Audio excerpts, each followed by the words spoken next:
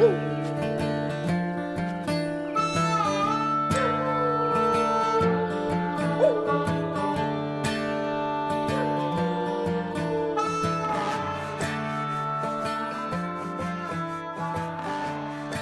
everybody, welcome to episode 123 of the Go Get Outside podcast. This is your host, Jason Milligan.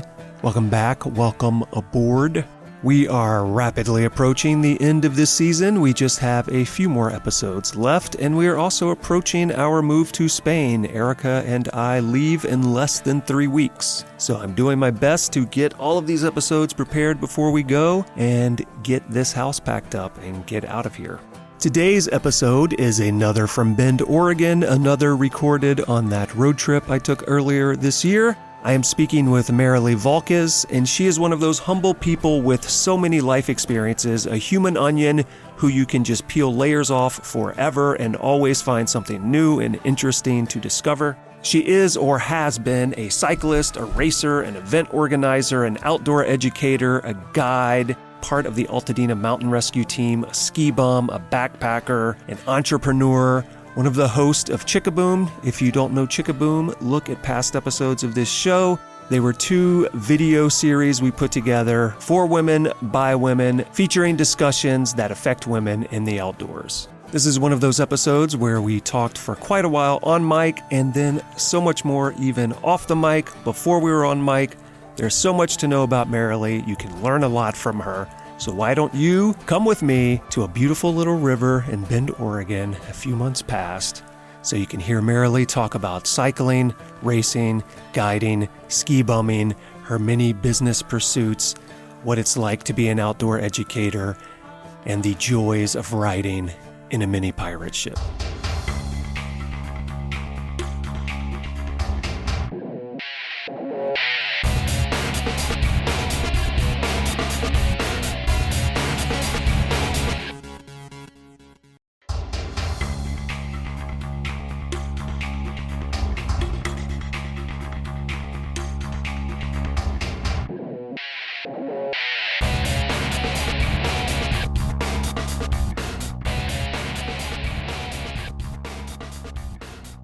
My name is Marilee Valkass. I am a lover of nature.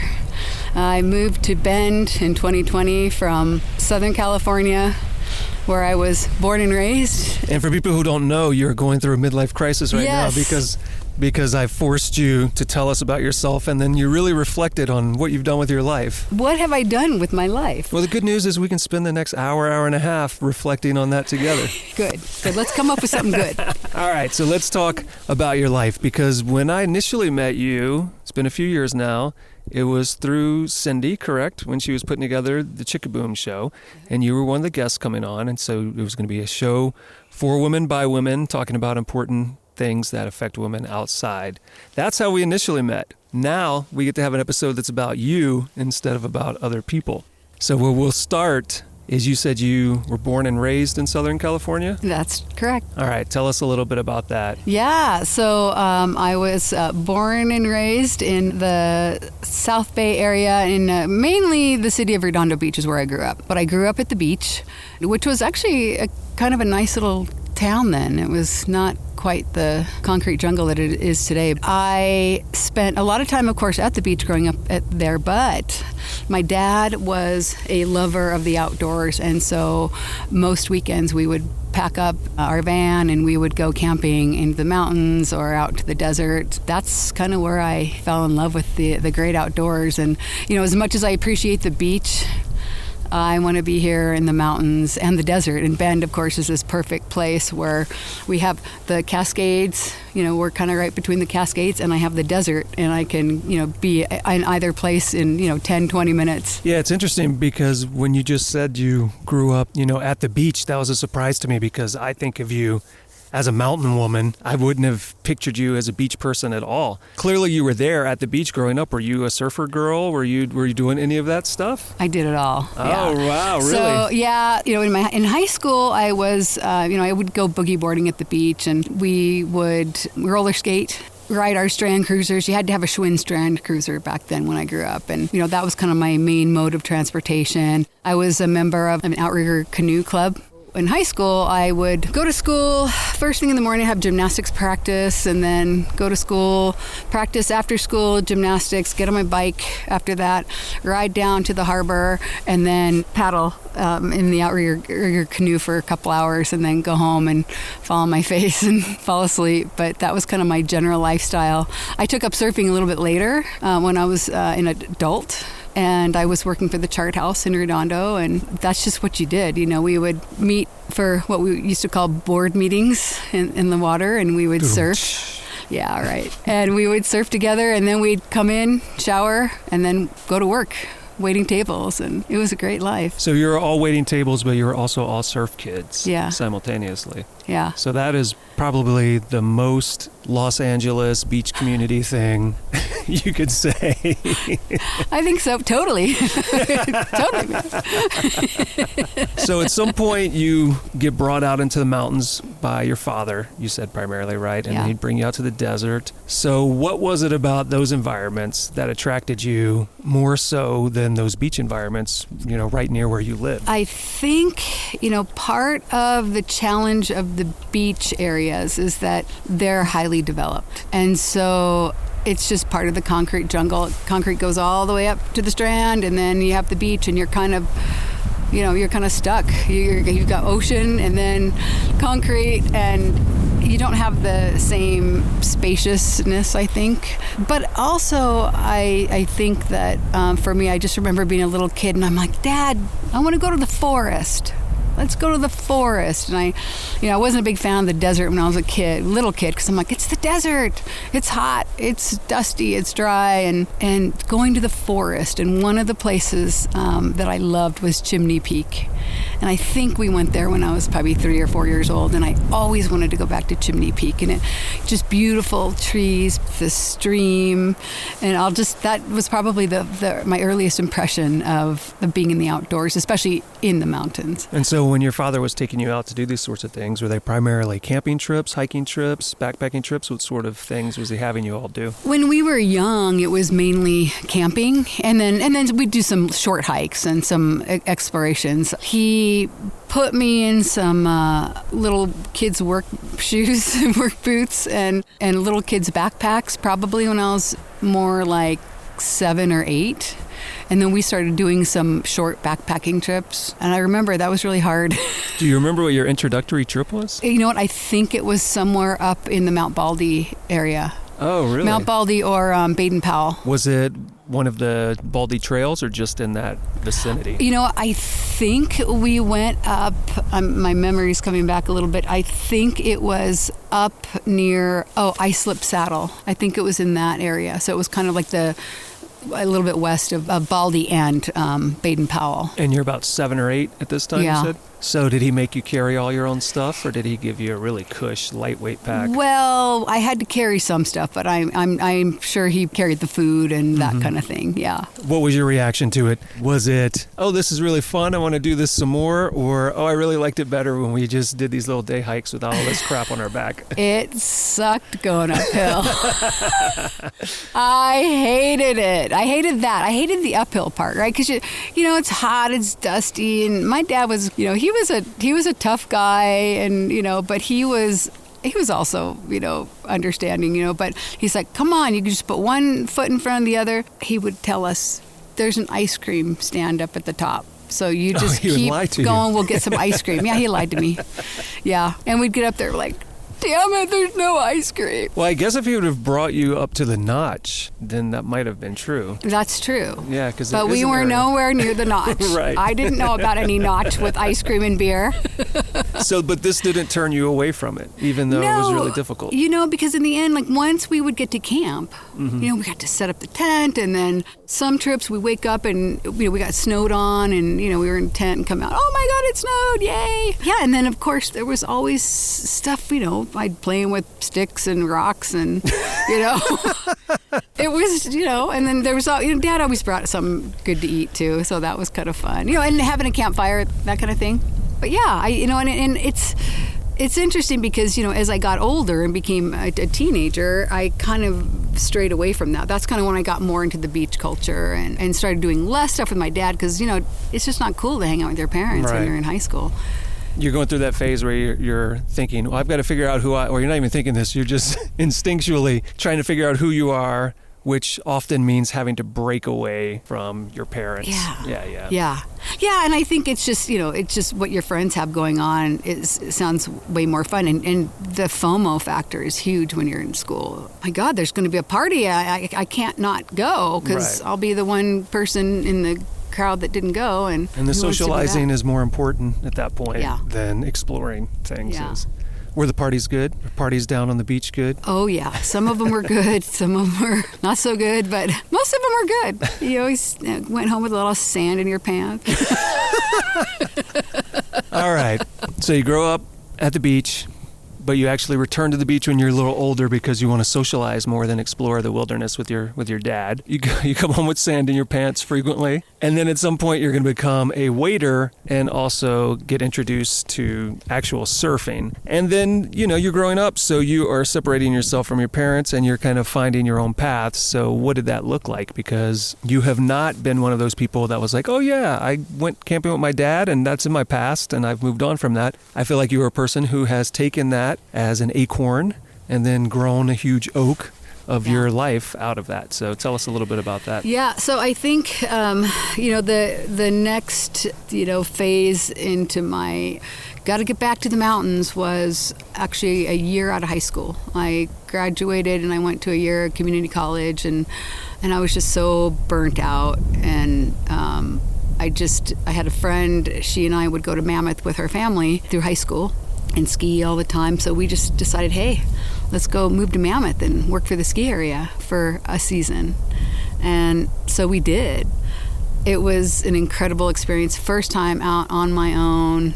We got a nice condo, rented a condo, and got a job and had to pay rent and actually on our own, making mistakes and having a heck of a lot of fun. Yeah, just kind of learning to be an adult in a playground, really. I think most of us learn to be an adult in a far less interesting place than a ski slope. So to get that job, was it competitive or was it very easy to get those jobs? It was so easy. I was shocked. And I don't know why, because I just assumed, well, everybody wants to go and work up there, and but the reality is it's not practical for everybody, and in some ways it's kind of a radical thing. When I have I'm graduated from high school, a year of community college behind me, everyone else is going off to university and starting their serious adult lives, and here we are. Hey, let's go work in a ski town. And we got hired very easily. Then it was like, okay, shoot, I guess we're going. And were you working at the resort specifically? Yeah. So I worked at the resort selling tickets, lift tickets, and which was a great job to have, because on those stormy days,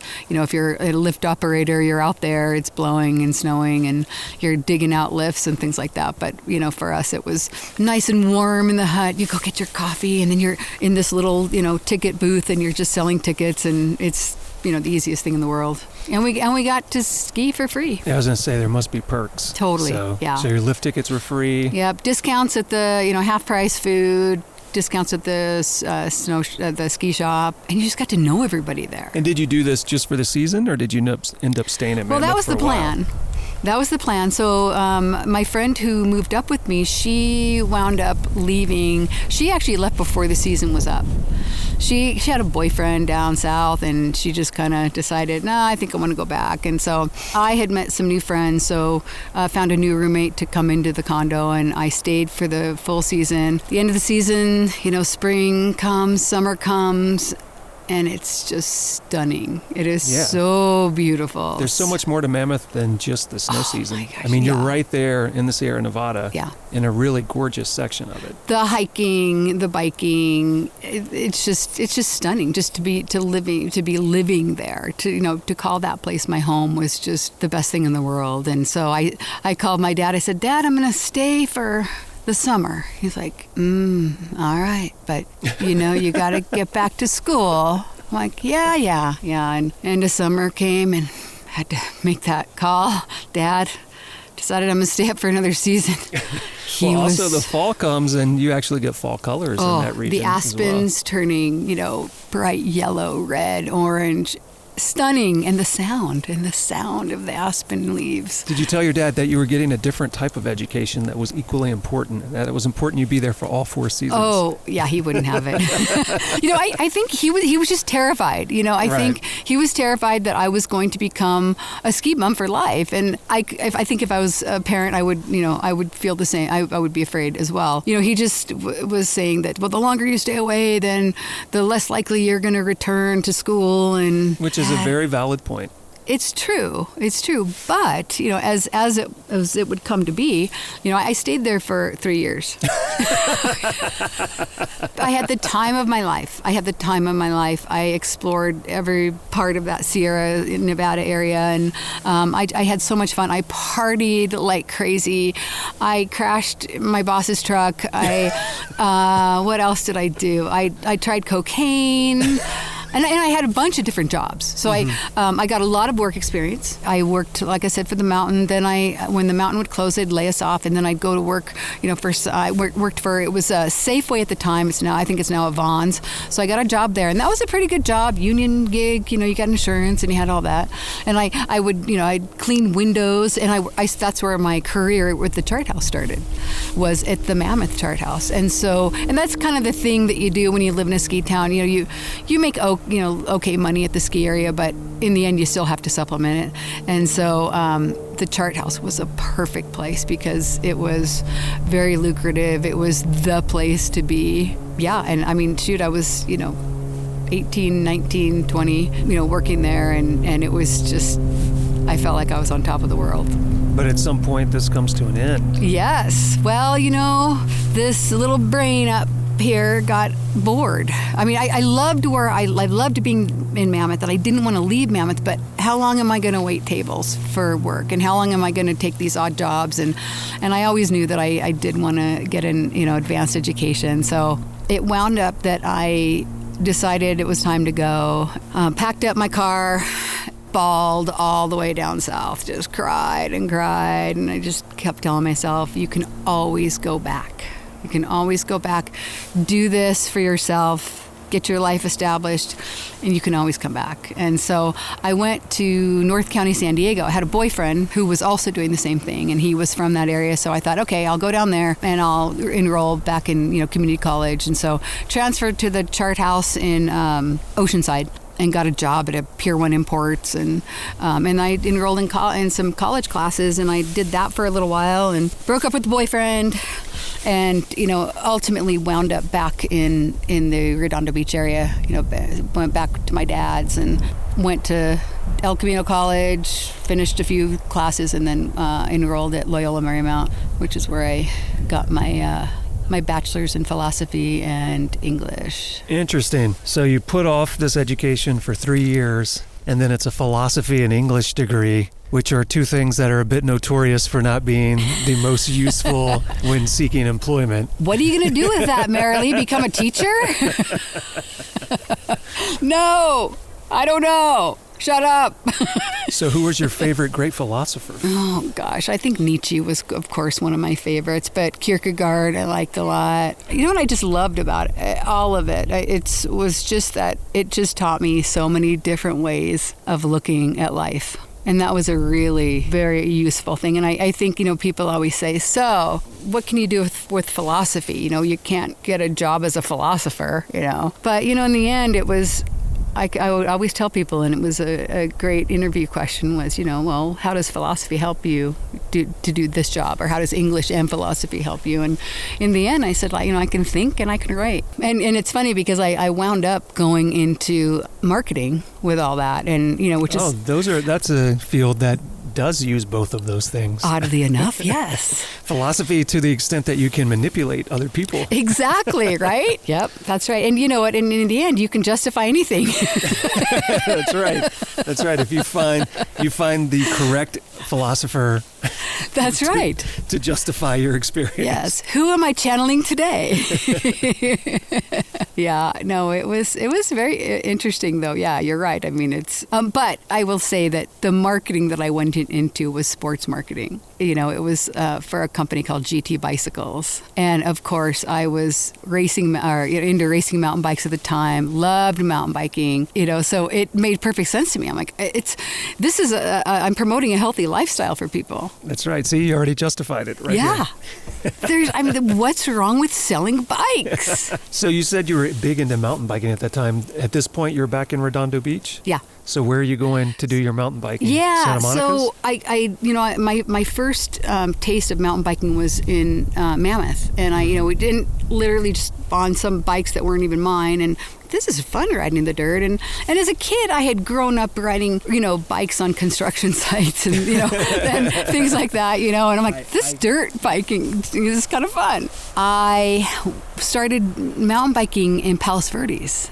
And so Palos Verdes is just a little bit south of Redondo, and we have to drive up the hill to do it.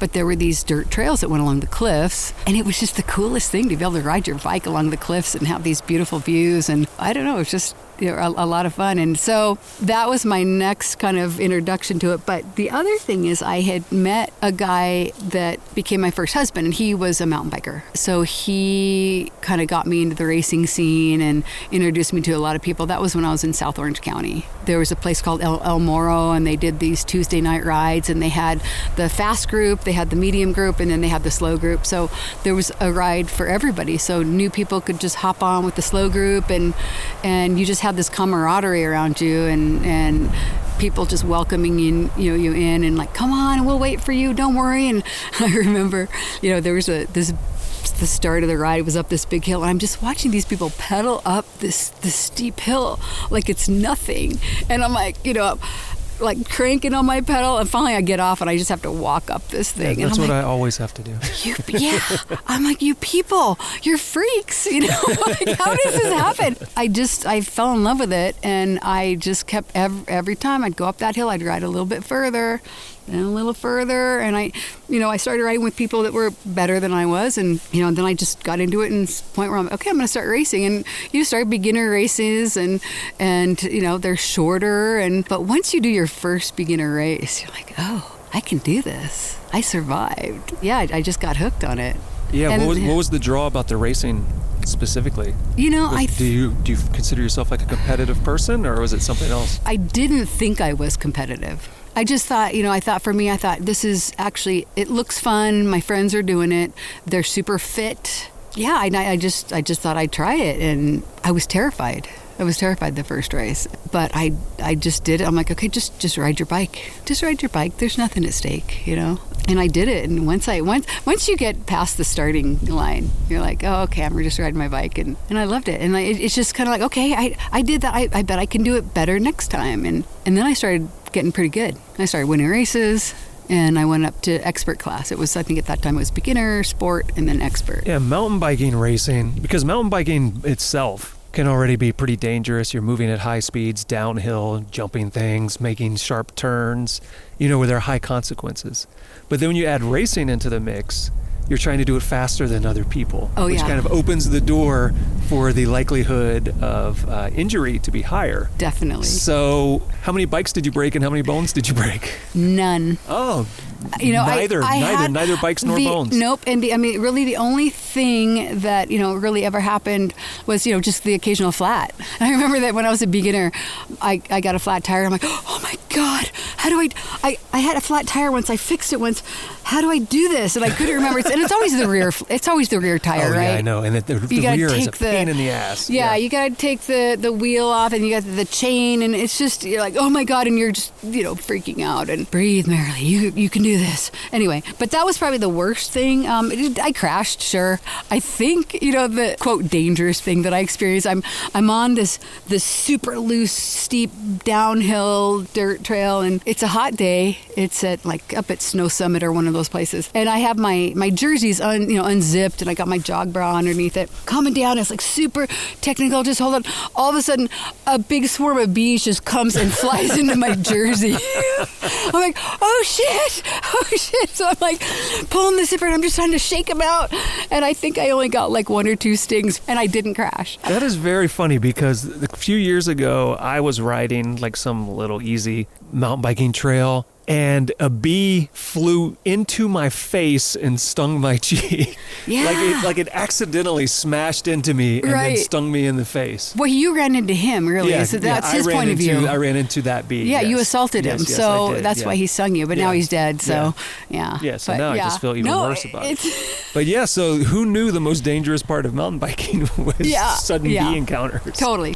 And I raced cross country. I wasn't doing downhill. Okay. And so I really, there's something I love, I love climbing hills and climbing and descending, but I think cross country just kind of brings together the best of what mountain biking has to offer, and it just feels so good when you're fit. What kind of variety of courses were you on? Were you always racing in the same local vicinity, or were you traveling and racing in different places? We travel. In the LA or Southern California area, we'd go up to Big Bear, and there'd be hot mountain races, and then there were places like out at Castaic Lake. It's kind of a more of a deserty, dry, atmosphere. But then when I was working for GT Bicycles, I was in charge of the big rig and the sponsor, relations, and so I traveled around all over North America. I was able to race at all of those venues, so I was anywhere from Park City, Utah to Mount St. Anne in Quebec, Colorado. And so that was really exciting just to be able to race all those different courses, because my best finish was at a World Cup race that was in Vail, Colorado. And it was, at that time it was really hard because I had to set up all the big rig. We had all this hospitality station. I had to make sure all the sponsors were happy and they had all their things that they needed. And then like, Marilee, your race is starting in 5 minutes. Oh shoot, put on my spandex and grab my bike and go. And so it was always extremely stressful. But once I got on the bike and started the race, it was like, okay. Now I'm just riding my bike. But anyway, I finished 10th, and that was in the expert class. I'm like, I think that's good enough, because I'm not gonna go pro. There's that point in your life where you're like, you have to be able to train all day. No, I can't do that. I have a full-time job. I travel a lot, and I want mountain biking to be fun and not training. Right. There's that point where it could turn into your job in a sense, right? And then before you know it, maybe you realize you don't like it anymore because you've turned it into this huge responsibility. Job. Yeah, exactly. So when you were traveling around doing all these different races, are there any standout courses or standout areas that come to mind? Yeah, the Park City area, Deer Valley, we did some riding up there, and Mount St. Anne was really special too. That was really beautiful, and a lot of the fun was actually all the events that they would have that were related to the mountain bike races, and the parties on boats and yachts and things.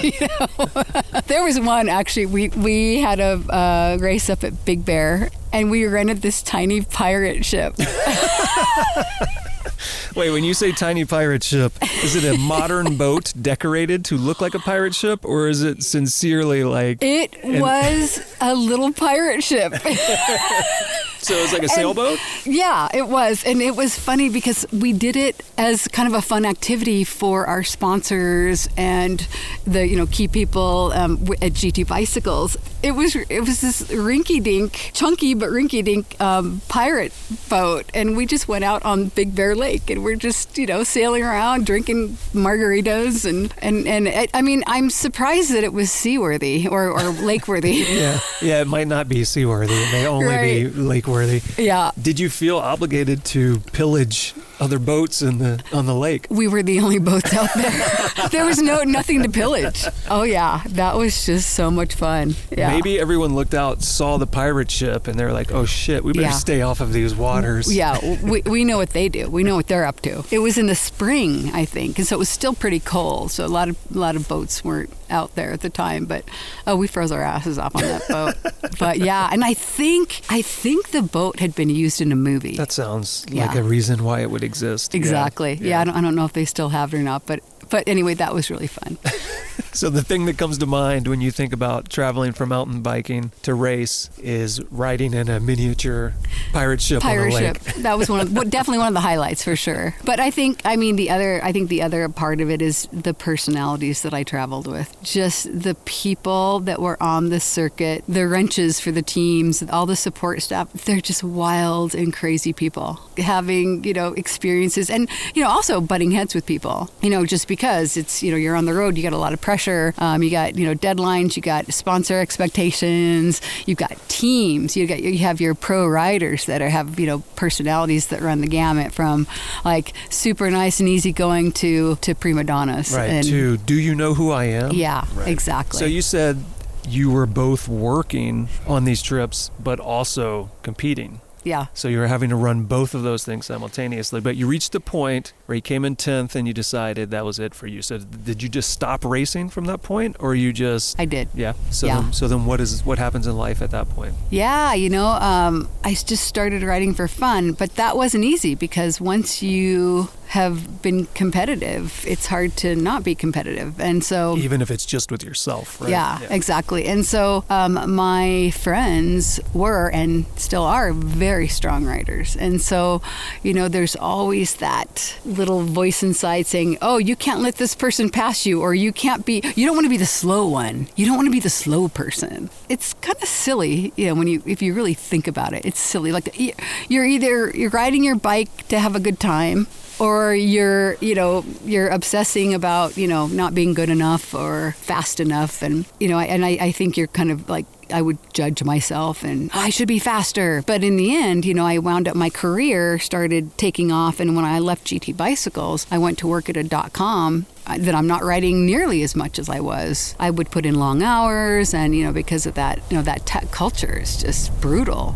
I loved the job. I wanted to put the time in because I wanted to, advance and learn as much as I could. But that comes at a cost. You're sitting at a desk all day, and I only maybe ride on the weekends unless I'd get up maybe early in the morning and go before work. But yeah, and then I wound up co-founding a company after I left the Go2 was the company. And then that took even more of my time. So my activity level kind of plummeted, although I would ride my bike to work. What was the company that you co-founded? It was called Retention Education. We created interactive kind of workplace-focused ESL programs for Spanish speakers that didn't have the ability or the time, to go take English classes. So we partnered with the Coca-Cola company, and they sponsored our first curriculum development. And we partnered with Leapfrog, the interactive toy company, and we used their platform. It was a touch and talk, paper-based multimedia platform that you didn't need to have a computer to use. It was portable. You could take it, with you. And we created a curriculum that was to help Spanish speakers to improve their English in the workplace. And so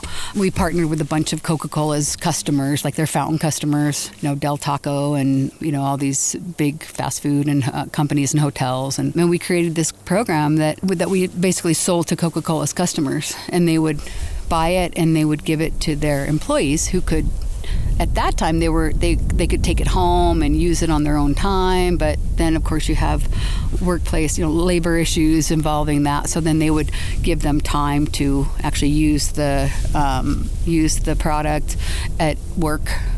And it was a kind of thing where they could hear a voice say these words, and then they could record their own voice, play it back, and say, oh, I sound just like the model voice. So, my gosh, I can speak English. It's amazing. And it changed a lot of lives. It actually, people to see their faces light up when we would show them the product, because we did a lot of testing with them in the beginning. Mm-hmm. And literally, people would just break down in tears because, this is the product that's going to help change my life. It's going to help get me somewhere. How did you end up in that? Because that's quite a difference to go from working in marketing for a bicycle company to, I have no idea what Go2 was. Go2 was like Yelp is today. Okay, so Go2 was like an early Yelp. which again, still to me doesn't say ESL. Right. So somewhere from bicycles to go to, you somehow end up in ESL, but not even just working in that field, co-founding a company. Yeah. So is there an interesting story there? About it actually is kind of interesting. So go-to, because being basically what Yelp is today, what is Yelp? It's a enhanced directory for, people to find the things that they're looking for. And so at that time, back in the, digital Stone Age, it was right at the kind of the cusp of when, phones were coming out with internet capability. And so we were selling enhanced listings to food companies, restaurants and food service companies. And so we would take their data and put it into our system so people could find out what their hours were and what their menu was and this and that, right?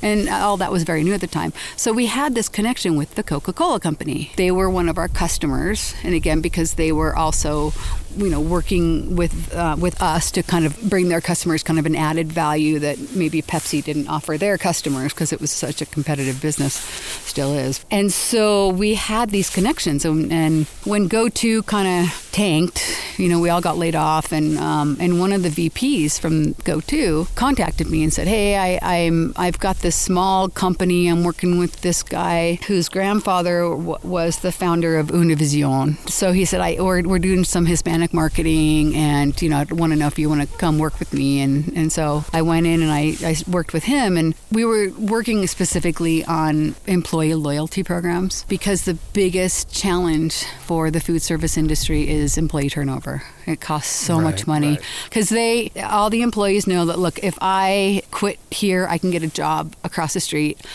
and maybe for a quarter more an hour. So it's just nobody's really loyal, right? Yeah, so it's a transitory job for a lot of people. Totally, yeah. And it was especially high among the Hispanic employees because, a lot of them, they don't have the language skills to communicate with the managers. Culturally, especially, people from Mexico, culturally, they are not allowed to, look the manager in the eye or look the boss in the eye and communicate with them. They're supposed to do what they're told, and you don't ask questions. You don't report any hazards. You just, because that's not your place. If they have to go home because of a health emergency, or maybe, somebody's ill at home and they need to take time out, they just quit. All right, now we have to hire somebody else and retrain them, and it cost, I can't remember what the amount of money, but it was in the tens of thousands, of dollars per employee. So anyway, so that was the challenge. So we would put together these concerts if employees who, had great attendance or something, you could win a chance to see Juan Gabriel, who's coming to town, and we'd put together these tours and phone card promotions. So we came up with these Hola Coca-Cola cards that would that the employers would give out to their employees if they, didn't have an accident for a month or something. I don't know. There were all kinds of incentives and things like that, or just employee appreciation, if nothing else. And so in the end, we discovered that the problem was communication. And so my partner in this company, Bill, brilliant guy, really just a really visionary person. We're kind of thinking, well, how can we solve this problem? And we happened to meet this guy that had this great idea, this ESL program that involved these tapes, and it was really wonky and old-fashioned, and it had paper, and it was just, how do you even manage a program like that among tens of thousands of people or more? And so in the end, we wound up getting connected to Leapfrog, because Bill's daughter at the time, she had one of those little leap pads. And so we knew somebody that knew somebody at Leapfrog, and we had a meeting with them, and then before we knew it, we had a platform, and we got connected with some people that were kind of in the ESL business, and I became the director of curriculum development, and I hired linguists, I hired instructional designers, and all from different Spanish-speaking backgrounds. At any point, did you turn to someone and say, "Hey, when you asked me what I was going to do with a philosophy and English degree, will I be a teacher?" Here it is. I'll be the director of curriculum development. That's right. Thank you. Yep. Yeah, who would have thunk it, for sure. So what ultimately happens with that business? So we were very successful in the beginning, and Coca-Cola funded our first curriculum. And after that, we brought in some angel investors, and then we wound up raising venture capital. We became very successful. I think our first year, we wound up $2 million. The next year, we developed more curriculum. We created a curriculum for construction.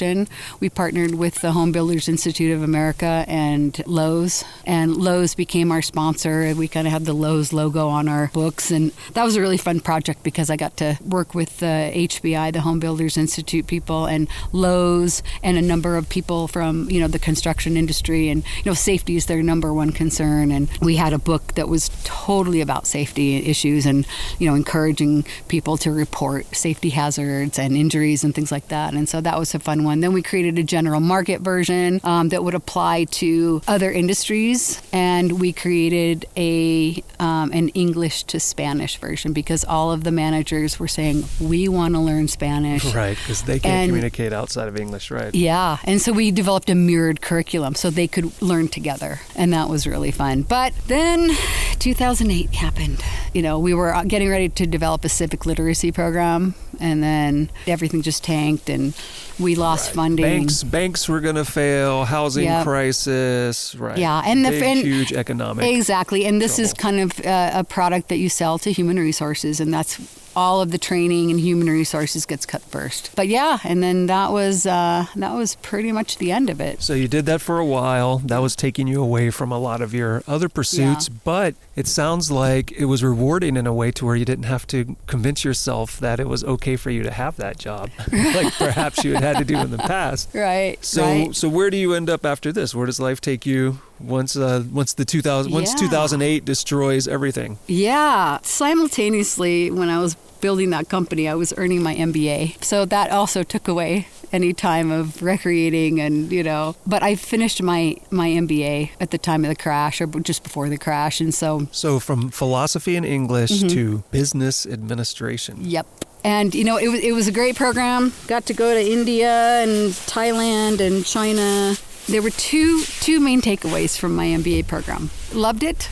But the first takeaway was I knew a heck of a lot more about business than I thought I did. Just from helping operate one. Just from my business experience, my practical experience. Employee for years. Exactly. The second takeaway was I'm not really into this business stuff. I think it's time to move on. And so I did. So from that, I wound up putting on cyclocross races with a friend of mine. All right. So explain to people what cyclocross is if they're unfamiliar. Yeah. So cyclocross is where a bunch of people in spandex and 10-speed bikes run around a course that's littered with obstacles, dirt, sand piles. Yeah. They just go in circles. It's a pretty demanding, sport, but it's a lot of fun to watch because it's a closed course and it's a small course, and they feed donuts to people in the feed zones, and they really have a lot of fun. But a friend of mine, we used to race mountain bikes against each other, and she was putting on cyclocross races, and so I came on and I just started helping her doing that because I thought, okay, I'm just gonna stay out of the office. I'm tired of corporate America and is this just business. For fun, or is this? Yeah, this was something a job that also. It was a job. It was a job, yeah. So and there were enough of these events. Yeah, it was seasonal, and I was married with Greg at that time, and I'm still married now. Don't mean to indicate anything else, but anyway.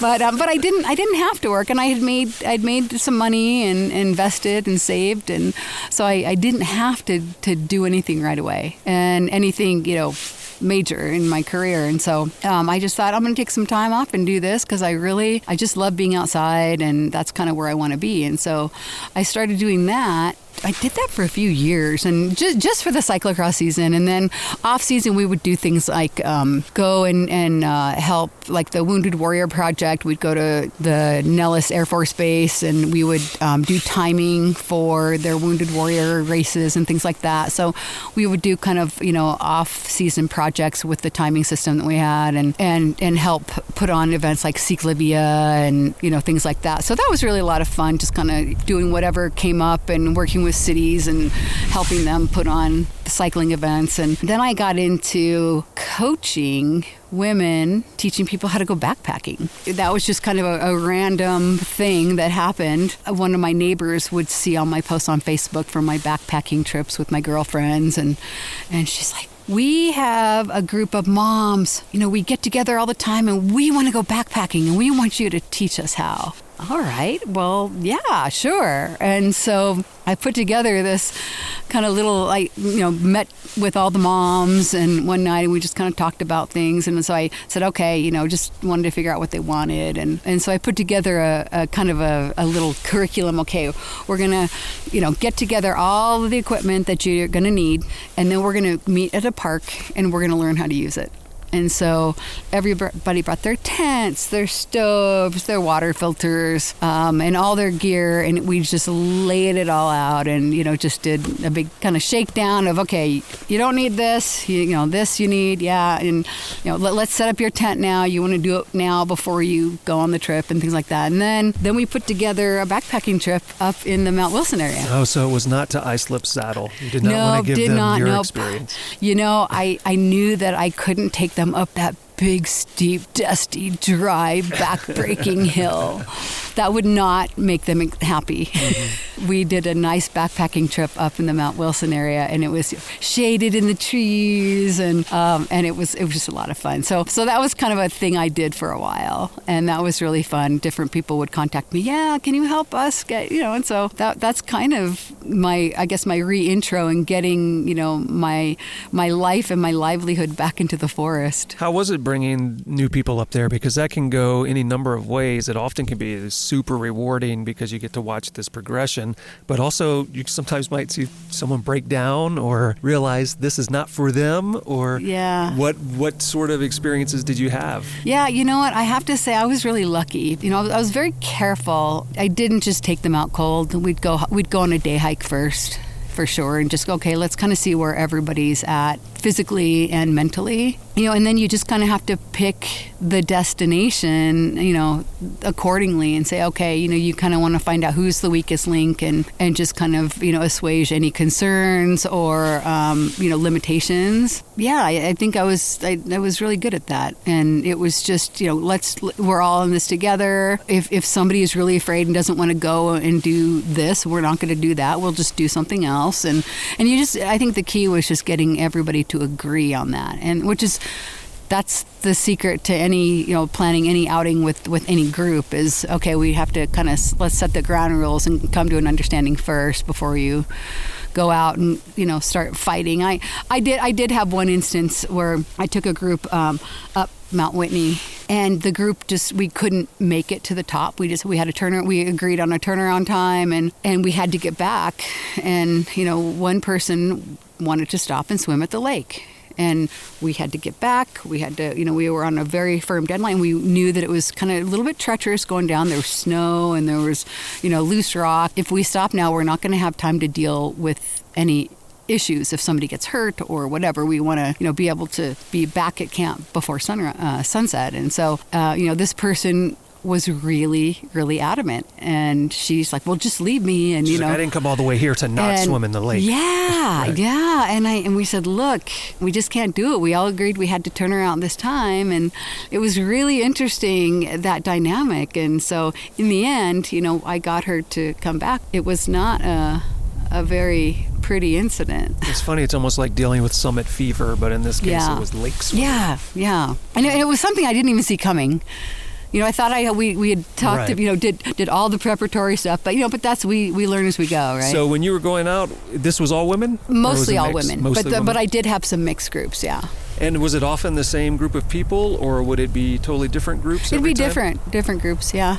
And did you notice any big changes? Like, did anyone come in very unsure about what they were going to do and then be a totally different person at the end? Definitely, yeah. And I think that's, the most gratifying piece is that, you'll have somebody that will come in and they're afraid and very tentative, and just because they don't believe in themselves or they've been taught to be afraid of being outside.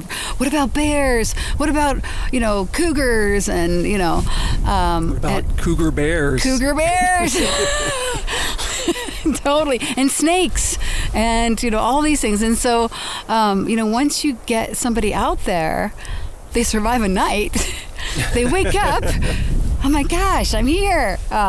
It's pretty transformative, and it's very empowering to so many people. And I find especially women, but I've also experienced the same with men that just, again, they grew up in the city, or they never just had a chance to be outside, or you don't go outside without a gun or something. Yeah. But yeah, it really is. I've literally had people break down in tears of joy and gratitude, for me bringing them out and showing them this experience and giving them the chance to prove to themselves that they can do it. Were you surprised how rewarding it was for you once you started doing it? Yeah, I think it never occurred to me. Yeah, I mean, it's oddly enough, it never occurred to me that it could be that meaningful for so many people. I think for me, being exposed to the outdoors and camping and being dirty and grubby and convening with nature, I think it just was kind of a given, because that was my life as from being a young child. And I think I didn't realize how transformative it could be. Yeah, I think something too that happens, because I'll notice, like, if I do any particular activity for a certain amount of time, or a trail or a canyon or a climb or whatever, repeatedly, I will start to get really bored with it. But if I bring someone and introduce them to it, it's the same thing I think parents have all the time, right? Introducing children to things and then getting to relive the excitement of it. But then also, it's this sense of accomplishment that you've now shared this thing and passed on this knowledge to someone else who maybe will do the same thing later. Yeah. Once again, what we were talking about earlier, where you felt like you had to justify why you do things. Right. Sometimes this becomes one of those ways that makes it justifiable, is you share these things to other people that make your life have meaning, and then hopefully add extra meaning to their life. Yeah. So why did you stop doing that? Well, to be honest, I haven't really stopped. It's just different. I just don't market myself as an adventure coach like I was doing. I've worked for REI now for 6 years. Working for REI and having so many different colleagues with different, levels of experience. We get a lot of people that don't have as much experience as I do. They haven't been backpacking. They hike, but they haven't been backpacking. Yeah. And I, with a couple of my colleagues, we take mostly women again out on these trips where they've never backpacked before, and so it just kind of happens. Or I'll meet somebody in the store and I'm helping them. They're getting ready to go on a trip and they're terrified, and so just helping to coach them just as an employee, helping to outfit them and to also give them tips and tell them where they can go to train and things like that. Sometimes I end up saying, well, I'll take you out. Let's go out. And I just do it for free. I just, connect with these women. And I feel like it's, it fulfills me so much, to introduce people to just reconnecting people with nature. I think it's what the world needs. Yeah, it's something that comes up on this show all the time, and it's part of the impetus for me to want to do it. Is I think our society has pulled us away from it for many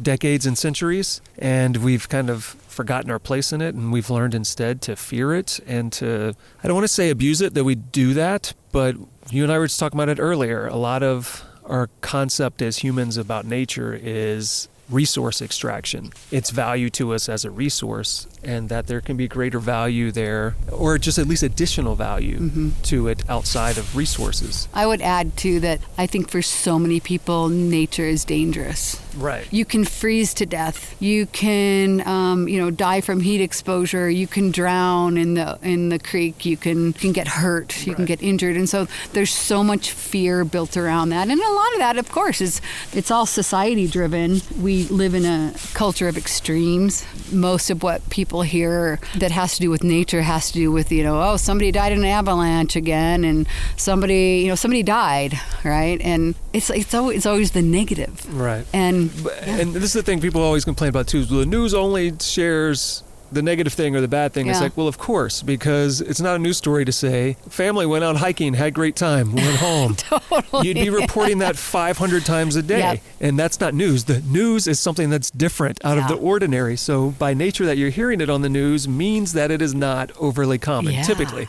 Yeah. But you're talking about how people say, like, you could drown, you could freeze to death, and all those things are true, but it comes down to familiarity, right? Yep. Because in everyday society, there are tons of things that are dangerous, like driving cars, but we're familiar with them, so we do it all the time. Far more people are dying in cars than backpacking trips. That is the truth. So you're now at REI, you said, for 6 years. Yeah. And you're helping people get outfitted for their own activities. Over those 6 years, have you noticed any difference? Because I feel like REI has kind of grown and it's become more popular. It exists in more places. More people are familiar with it, which means there are probably more people coming who are even less familiar with the outdoors. Are you seeing that change? And then what does that look like? Definitely. And, and I think that's what, really makes me, one of the many reasons why I stay and why I work there, because I love to be able to help people that are kind of uncomfortable or afraid to ask the dumb question, or they don't know what to ask. Mm-hmm. And so, so I've learned to talk to people and find out, okay, where are you going? What is it that you want to do? What are you worried about? It's just great to have those conversations, because a lot of these people, and a lot of them are women. But again, I get some men in the same boat. It's probably just the women are more willing to admit that they're afraid of something than the men are. Maybe. I think that is true to a little bit, to a certain extent, because, a lot of men that I have encountered and, I've actually had conversations with, it's not manly to ask these questions. Or what are you, scared? And, but no, the women are definitely, they are much more inquisitive. And, but, there's also things just like, peeing and pooping in the woods and dealing with your period on backpacking trips. Are the bears going to come eat me because I'm bleeding? Like, no, they're not. It's okay. But, having women, on the sales floor at REI is a huge benefit, to help, other women. And again, and now we're getting more new people coming in, especially in Bend. We have so many people moving here from San Francisco, from Seattle, and they're city dwellers, and they want to start doing all the things. They want to start, whether it's hiking, cross-country skiing, paddling on the river, and they know nothing about what they need. I just like being that friendly resource for them, where they can come and like, look, I've helped you today. I've answered these questions, but ask for me if you have any other questions. Come back and see me, and and I will guide you and and connect you with resources and things like that. And that's just a really great. It's like the best job in the world. So you've set up the segue for me already, mentioning Bend and being in Bend and people moving to Bend. So you grew up in Southern California. You lived in Central California, technically, for a little while in Mammoth. And then you returned to Southern California. And as far as I know, until you moved to Bend, you've always lived in Southern California, right? That's correct. So Bend is in Oregon, if anyone's unclear where we are. Why Bend? How did you end up moving here? Why did you move here? And what do you think about Bend? Oh, well, I love Bend, first of all. I discovered Bend through a very good friend who was coming up here a lot. In fact, I had met her in Mammoth. We had been friends for years and years, and so she would come up here, and she had her eye on the place. She had lived in Mammoth way too long, and she was ready for something different. And of course, Bend is just the ultimate playground. So I'd meet her up here. We'd camp, we'd, explore, we'd do all the things, ride our bikes, and she moved up here finally, made the jump, and I would come up every year. I just fell in love with it, and I thought, okay, my dream was to be able to live somewhere where I could, in the winter, get up in the morning, go and ski before work, especially Nordic ski, skate ski, classic ski, whatever, to be able to do that. That's something that you just cannot do that in Southern California. There's nowhere. You're lucky if Rim Nordic opens at all, up in Big Bear, but then you have to drive 3 hours to get up there. You just can't do that. So that was always kind of something that I always dreamed of. And then I knew that I could ride my mountain bike, and I knew I could paddle. I could do all the things. I could kayak. I could do it all. Yeah. So then, COVID came around. My husband was able to work remotely, which so many other people found themselves in that very same position and said, well, why are we hanging out here? And so we happened to be visiting my friend and happened to come across this amazing house that needed a little TLC and made an under-market offer, and it was accepted. And all of a sudden we're like, oh, okay, I guess we're moving.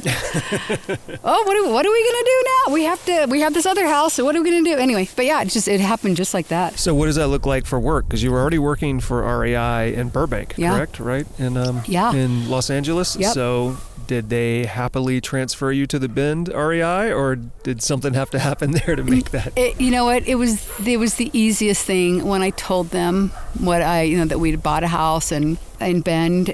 My GM said, I will happily call that GM in Bend and give you a recommendation. And that's what happened. And I touched base with them here. And Bend at that time it was very hard to get into Bend because people don't leave that store very much, or they hadn't up until the COVID. It was fortunate they needed an action sports associate, and boom. So you've been here 4 years now. Is that correct? It's 3.5. 3.5. Yeah. So what's your verdict on living here in Bend? What's it been like for these 3.5 years? Oh, I love it. I love it. It's everything I thought it would be, and it just gets better and better. Really, I think in the beginning, we had COVID kind of limited our social interactions and things like that, and so it was a little bit.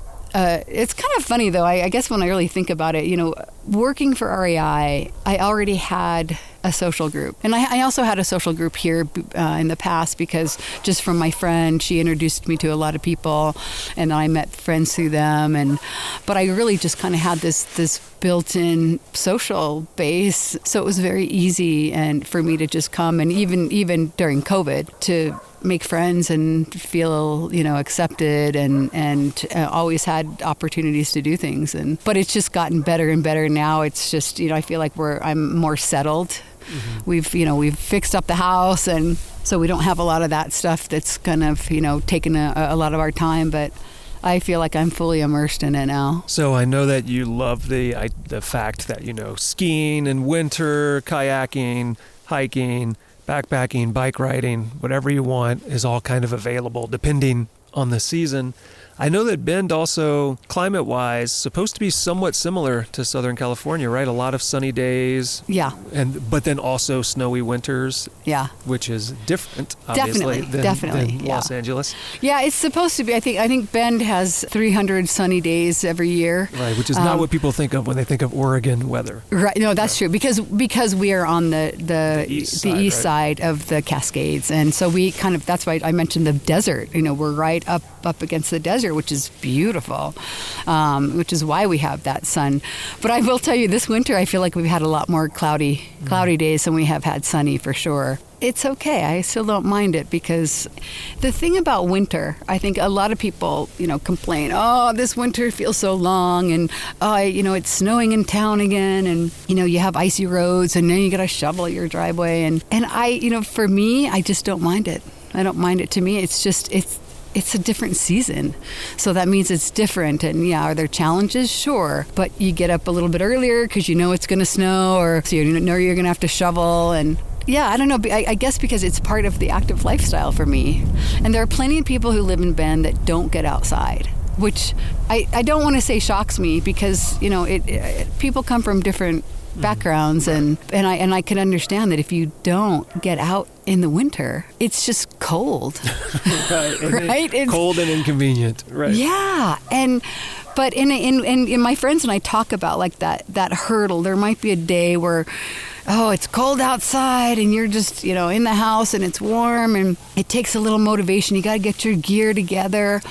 once you get outside, you never regret it. And I always, if I ever have a day like that, which is not very often anymore, I just know, you just get out there and, you're skiing and it might be cold, but if you're Nordic skiing, you're just going through the trees and you have these winter birds that you wouldn't have seen otherwise. Sometimes you'll see a little rabbit, a little winter rabbit. Who gets to see the winter rabbit if you're not outside? So you grow up in Los Angeles, which is among the bigger of cities in the world. Takes a very long time to get from one side of the city to the other. Oh, gosh. And now you live in Bend. Also, Los Angeles, notorious for horrible, horrible traffic. How does Bend as a city compare to your experiences in Los Angeles? And is there anything about Los Angeles that you miss being here in a smaller city? I miss my people down in Los Angeles. Yeah, but they could just move up here. Yeah, and a lot of them are. Yeah, I think, Bend is growing. Bend has over 100,000 people now. I'm my guess, I would say we're probably close to 120,000. So traffic is becoming an issue. The streets are basically, one lane each direction, and we talked about roundabouts before, and now we have our rush hours where you don't want to go on Reed Market anytime after between 2:30 and probably 4:30, because then you get caught in the school traffic. And then don't go on Reed Market or insert whatever street you're on at 5:30 or something. And there's all these times where you just try to avoid it if you're traveling by car. But Bend is such a easy city or town to get around on bicycle, even walking. I feel like it's there's definitely ways around it. My commute is very short. It's 2.5 miles from my house to REI. Most of the time I ride my bike. In wintertime it gets a little bit dicey and I'll take the car. But yeah, people complain a lot and we do get a lot of traffic, and I get it. And, it's funny because people that have lived here a long time, oh gosh, another Californian has moved to Bend. God. And it's funny because, when I first got here, I'd meet somebody and, oh, so where are you from? Or where'd you come from? Or how long have you been in Bend? I'm like, I've been in Bend, for just a few months. Where'd you come from? But funny thing is, most people I meet are from somewhere else. And I do have some friends that have been here for 30 years or more. They're still my friends, even though I moved here. And I have to tell you, I really have not had any shade thrown on me, by anybody, at least to my face. Just behind your back. Just behind my back is probably what, and whatever, and that's fine. But I think Bend has the nicest people. I think Oregon in general has nice people, but I just think Bend has very, very nice people, and we're a purple city. A lot of blue, a lot of red politically, but I like the reds, I like the blues, and I feel like everyone seems to get along pretty well. In theory, that should be the ideal, is you have both, and then you learn to live together, and then you learn to compromise, and you learn to agree and disagree and accomplish things together. Totally. So is there anything about LA that you miss? I think... Other than the people? Other than my people. I think there are definitely little things, and there's more cultural opportunities down there and cultural arts and things like that. But Bend has more and more. I think that that's going to continue to increase. I think I do miss the cultural diversity in terms of people, but I think Bend is becoming more culturally diverse as well. But it still has a long way to go. There's really not much that I miss besides that. So do you think this is where you want to stick around for the foreseeable future then? Yeah, I'll definitely stick around here for a while. And do you want other people to move here, or are you now in the boat of please stop moving to Bend, no more people coming to Bend, please? If people moved here and it made them happy, it makes the world a better place. Now, that said, whenever a place gets too crowded, then it suddenly, it's not easy to move around anymore, or, oh, that's the beach that I wanted to camp on. Now somebody else is there. Oh, I wanted to get a permit for that trail, but I can't because they're all, the permits have been taken. And I think that is a problem. And I really, I struggle with that a lot. I mean, who am I to deny somebody the happiness that I've been able to, achieve for myself, or, by moving here? And it is so beautiful, but we also don't want it to become a major metropolitan area either. And I think, that's the problem with growth. Do I hate people who move here? No. And there are some people that I know that want to move here, and I encourage them to. Because in the end, if you get a bunch of people who are moving here because they love the outdoors, they love the outdoor lifestyle, I think that it does make the place better. You just kind of, it just brings you more challenges, related to population. All right, so we're rapidly approaching the end of this program. Are you ready? I think so. I'm ready. All right, then I'm going to hit you with the final question of the show, which is there a final thought that you would like to leave the audience with? Gosh, I guess, really, I would say that, life is short. If you really, really want to be somewhere other than where you are, go for it. Just, you have nothing to lose. You can always go back. Although now everything's so expensive, maybe you can't go back. But, the world is a big place. Getting smaller, but it's still a big place. I think it's just important to, get out and pursue your dreams, and because again, we're only here for a short time. All right, I want to thank you for coming with me down to this riverside where we have just enough of an open area that we don't have to sit in the snow, and we get to sit in the sun on this Bend winter. And thanks for coming and being on the show. Well, thank you for inviting me. It has been a great pleasure.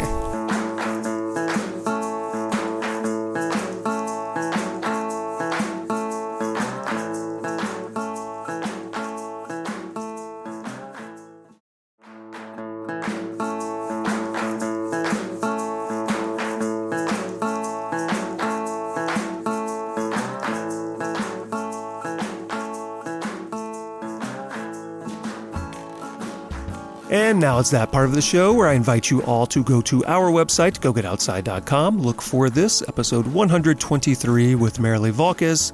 And of course, you're going to find photographs of her in action and links to everything we talked about in today's show. And if you don't want to remember the URL to our website, or if you don't want to have to search through the site to find our links, you can always go into the show notes for this episode wherever you are listening to it. Every link and more are included in those show notes. And if something you've heard today or in the past has inspired you to contact us here at the show, that can be done a number of simple ways. You can always send an email to jason@gogetoutside.com, or you can send a text or leave a voicemail at 818-925-0106. And if you want to make me a very happy person, please go to your podcast purveyor of choice. Make sure you are subscribed to the show. Please rate and review it. But most importantly, please share it with someone who you think would enjoy it. Next time on the show, come back August 1st for the last episode from Bend, Oregon. We will be speaking with Wasim Muklashi. He is an alpacapreneur, that is right, an alpaca entrepreneur, a photographer, a volunteer, a filmmaker.